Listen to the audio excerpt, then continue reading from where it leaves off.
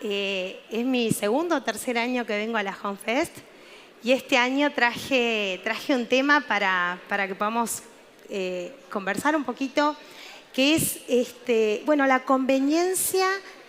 ¿Qué conviene? ¿Invertir, comprar una vivienda o alquilar una vivienda, ¿no? Esto es algo que a mí me consultan mucho.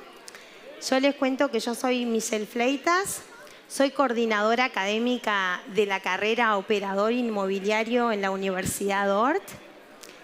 Trabajo dirigiendo la inmobiliaria Fleitas Imet Propiedades. Y bueno, quise aprovechar la ocasión, ya que hay tanta gente del sector, gente que está de paseo, que también los invitamos a sentarse si quieren un ratito para que escuchen.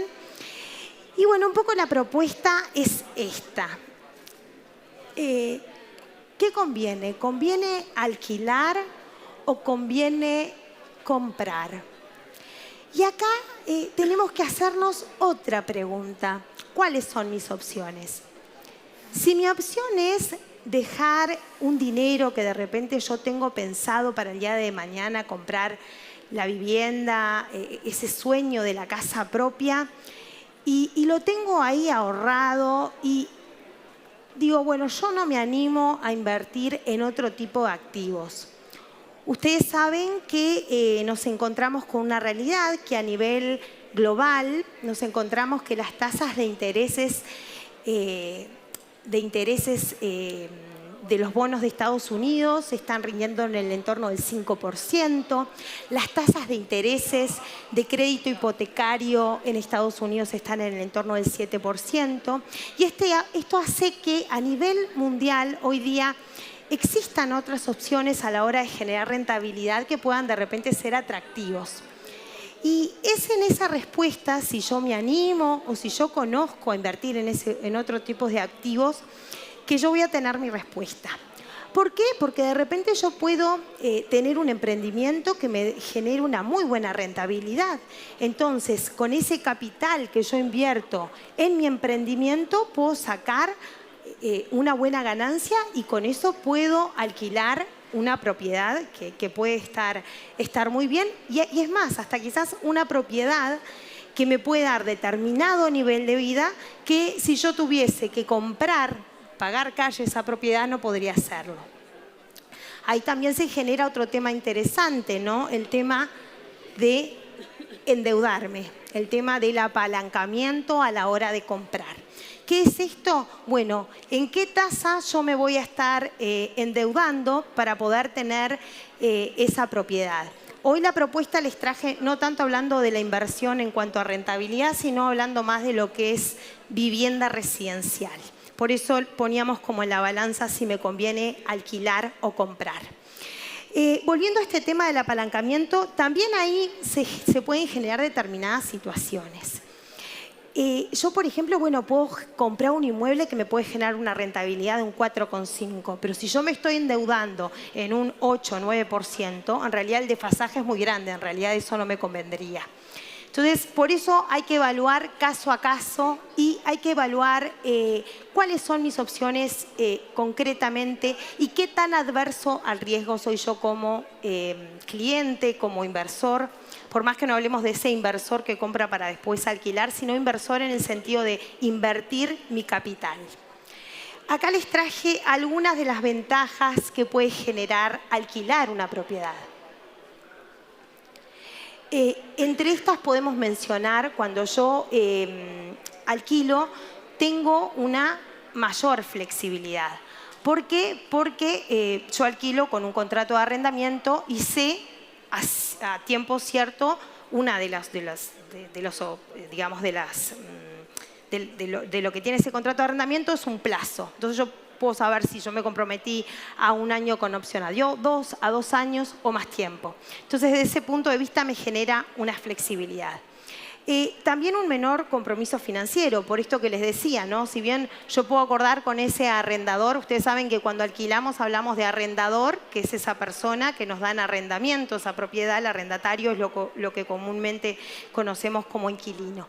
Entonces yo como arrendatario puedo generar menor compromiso financiero. Quiere decir que si yo tengo otro capital, puedo llegar a invertirlo, por ejemplo, en esto que hablábamos, en otro tipo de proyectos que de repente a mí me puedan generar mayor rentabilidad. Después tenemos mayor diversidad de opciones disponibles. ¿Por qué es esto? Porque, bueno, cuando yo, esto está estudiado, cuando yo alquilo una propiedad, también la persona que está alquilando muchas veces no está pensando en hacer grandes reformas a largo plazo. Entonces también en ese punto de vista yo tengo, de repente puedo ser más flexible en la zona, puedo ser más flexible en determinados metrajes. Quizás cuando yo estoy comprando estoy pensando a más largo plazo. Entonces ahí son otras las inquietudes que puedo tener. Y bueno, acá les traigo algunas de las ventajas que puede implicar la compra. Esto que les decía, estabilidad a largo plazo. ¿Y a qué nos referimos con estabilidad a largo plazo? Nosotros en Uruguay, ahora van a ver que les traje algunos costos de forma directa y de forma indirecta que tienen las compraventas. Nosotros a largo plazo tenemos estabilidad, pero ¿qué pasa? Cuando yo compro y vuelvo a vender esa propiedad, está estimado que si yo hago esto en un plazo menor a 3 años, en realidad difícilmente sea rentable esa compra. ¿Por qué? Porque en Uruguay tenemos una carga impositiva muy alta por todo lo que sabemos, por los costos notariales, por los costos registrales, por los costos de timbrado y todos los demás costos que se generan anexos a una compraventa. Entonces, ¿qué quiere decir esto? Que si mi horizonte de inversión es a largo plazo, es a un plazo mayor de 3 años, seguramente genere estabilidad a largo plazo con eso que estoy comprando. Pero por esto que les decía, por estas cargas tributarias que tienen los inmuebles específicamente en nuestro país, es que a veces hay que replantearse a cuánto plazo estoy mirando esa inversión. Esto que les decía hoy en referencia a los alquileres, ¿no? La libertad que yo tengo para personalizar un espacio y también algo muy importante, los uruguayos tenemos muy arraigado esto de comprar inmuebles, de comprar ladrillos, ¿no? Si bien históricamente hemos tenido otras opciones, invertir en el campo, aún así el tema de invertir en ladrillos sigue siendo no solamente atractivo desde lo rentable, sino atractivo desde aquello de generar pertenencia, ¿no? Decir, bueno, esta es mi casa. De hecho, tanto es así que nosotros encontramos a nivel regional y a nivel internacional que yo puedo invertir en determinados tipos de activos en el sector inmobiliario, sin hablar de la nomenclatura de cómo se llaman, puedo comprar pedazos, como si fuesen pedacitos de casa y eso me va a generar rentabilidad. Pero si uno habla con los clientes, aún aquellos que son más receptivos a las inversiones, las personas muchas veces quieren abrir la puerta y decir, no, aunque sea para rentabilidad, yo prefiero tener este inmueble y verlo ahí en pie y saber que esto me pertenece. Esto es lo que les mencionaba, los costos directos. Esto es muy fuerte en Uruguay, a diferencia de otros países. Los costos impositivos, los notariales, los costos de asesoramiento inmobiliario. Acá, así a grosso modo, costos inmobiliarios, bueno, se estima el 3% masiva, los costos notariales también 3% masiva, costos impositivos tenemos el 2%, dependiendo, ¿no? Tenemos IRPF o IRAI, en el caso del vendedor tenemos el 2% del valor real de catastro y demás costos directos que genera cualquier tipo de compraventa. Y después tenemos un montón de costos indirectos. ¿Qué son estos costos indirectos?